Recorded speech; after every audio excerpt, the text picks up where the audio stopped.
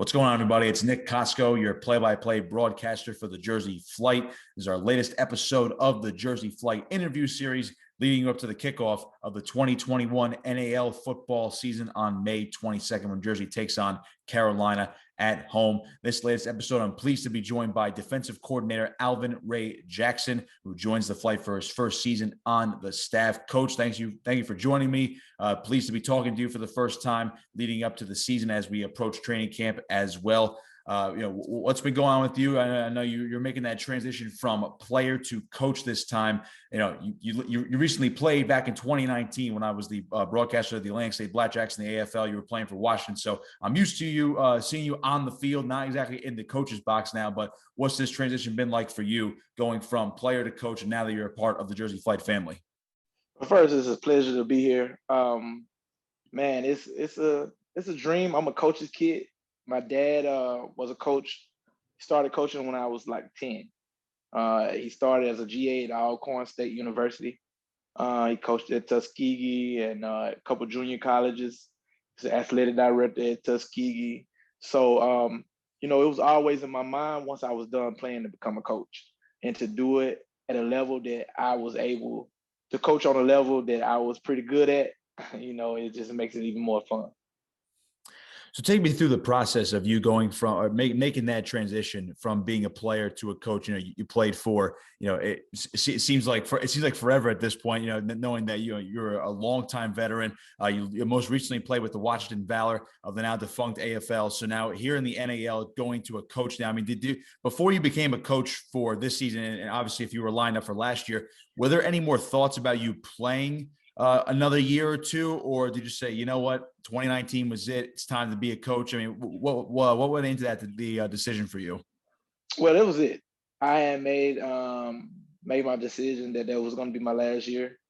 I had a couple businesses that I wanted to venture out into, and actually, I was thinking about being done with football. Period. And but I love it. It's something I like to do, and coaching is in my blood.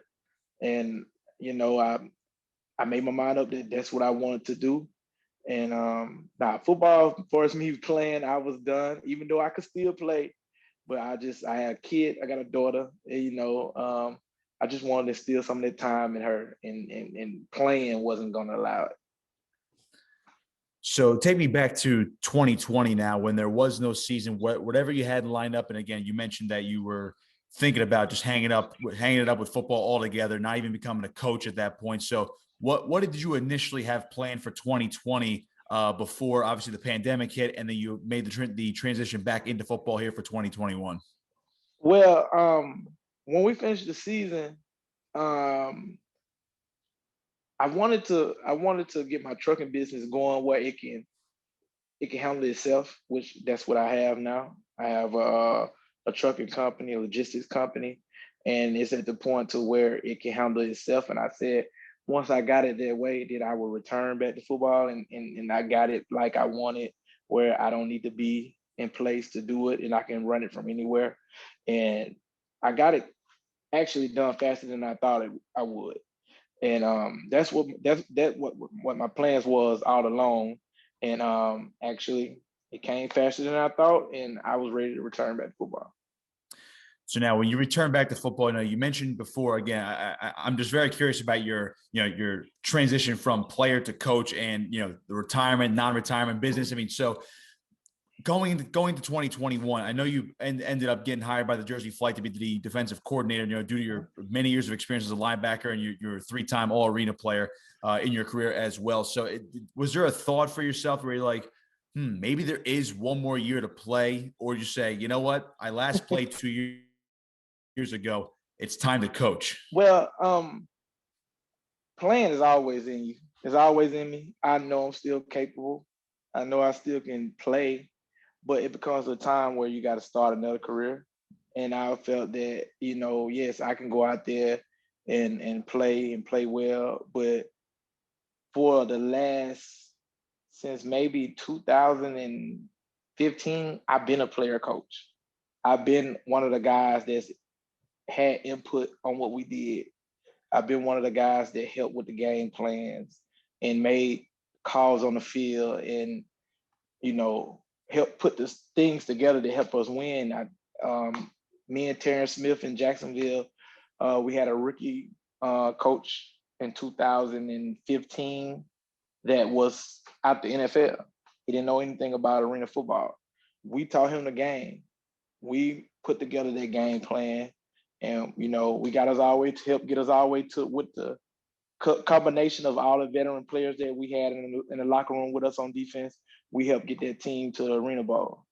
When we got to when I got to Tampa with Coach K, he instilled a lot of stuff in me and helped me and let me have some input in and taught me some things. And the same thing when we got to Washington with Coach Stubbs, and me and him played together, and we know some of the same stuff, and we all got together and put our brains in and put our heads together and came up with a game plan. So for the last few years, I've always helped have an input on it.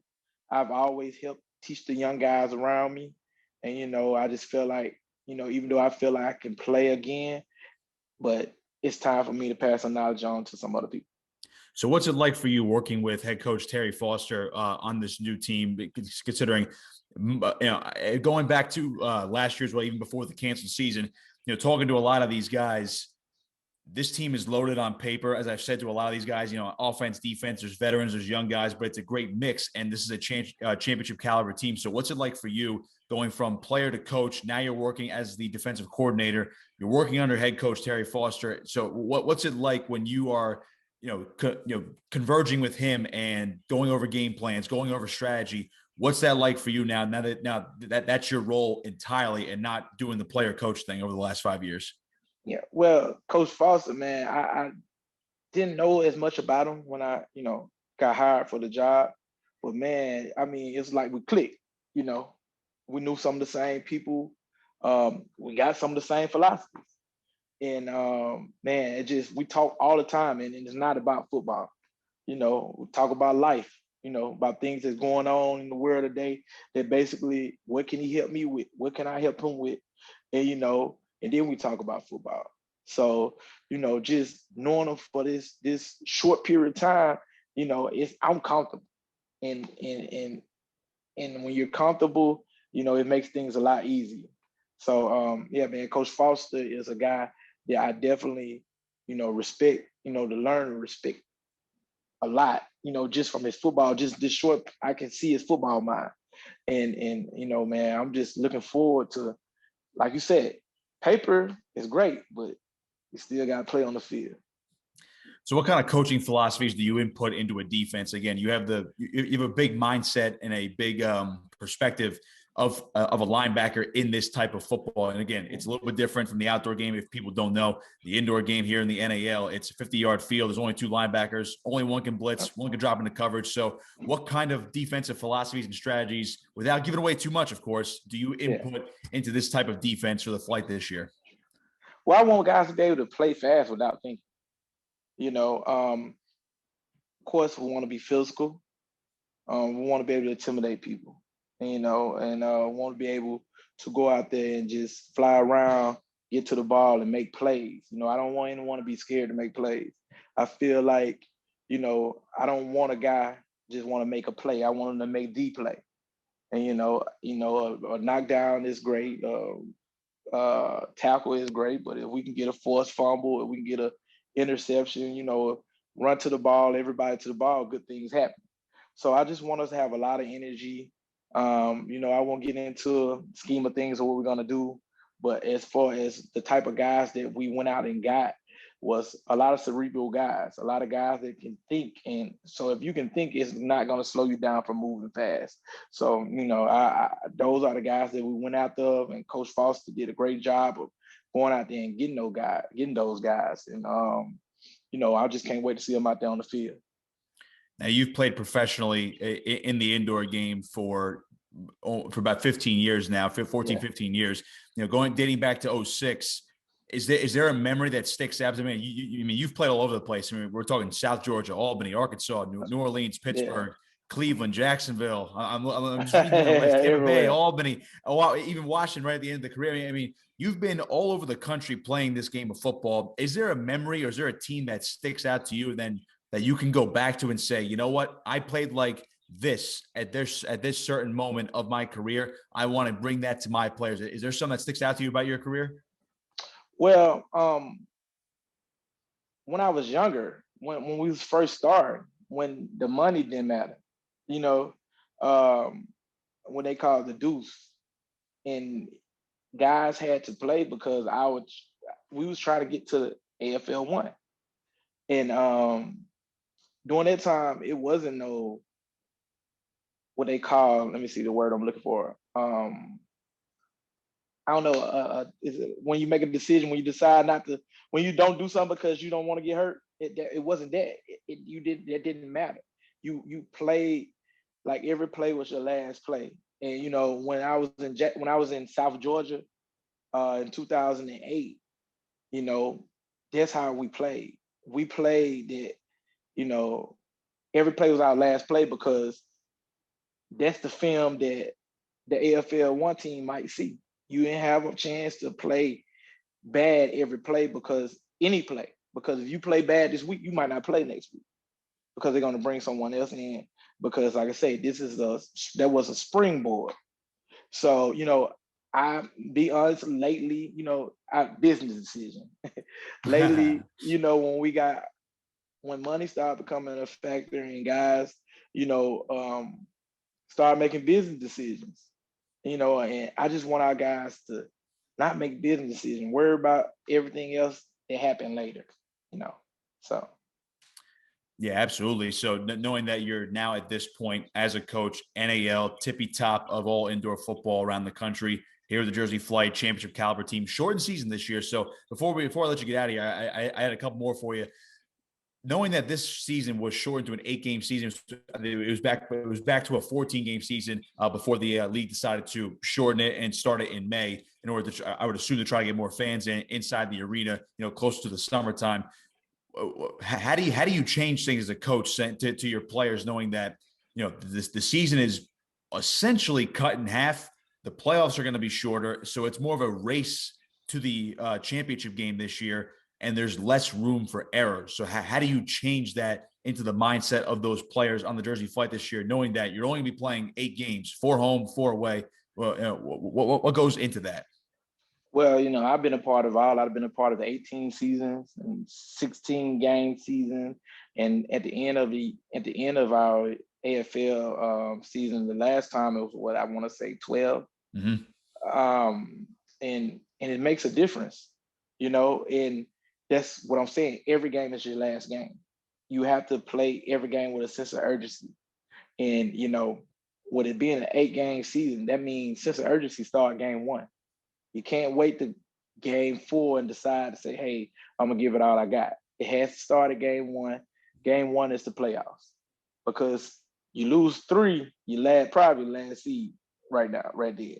So, you know, we have to come out the gate shooting and play hard from day 1. So I'll get you out of here with this one. Do you have a message to the Jersey Flight fans out there who, you know, they've been waiting for football to come back for now 2 years? I mean, again, the 2020 season didn't happen. A lot of sports didn't happen through the early part of the pandemic. Of course, other professional sports come back, but now the fact that the NAL can come back and the season's on tap for an 8-game sprint starting in May. And what is your message to those Flight fans in Trenton? And how do you get them excited for the season, which is only, I mean, we are just about, you know, about 2 months away. Well, I'm excited right now. This interview gets me excited. I'm ready to go. But no, what I would tell them is you're not getting a Bush League team coming. This is not a team thrown together. This is a top-notch on all level, any indoor AFL, IFL, CFL, whatever you want to call it. This team will be one of the better teams. And I'm not just saying it on paper. I really do believe that the talent that we have is really going to wow our fans and going to want to make them come see them play. Well, we can't wait to see you coach as well. I'll be seeing you down on the sideline when the season comes, and of course when training camp opens as well. Defensive coordinator Alvin Ray Jackson, thank you very much for joining me this time, and I cannot wait to see you out there on the sideline doing your thing now as a full-time coach. Yes, sir. Appreciate it. Thank you for everything. All right, that's defensive coordinator Alvin Ray Jackson. Big thanks to him joining me. I am Nick Kosko saying so long. This has been our latest edition of our Jersey Flight interview series leading up to the kickoff of the 2021 NAL season. Season over for Jersey, May 22nd at home against Carolina. Market calendars. It's coming up soon, just about 2 months away. We'll see you next time.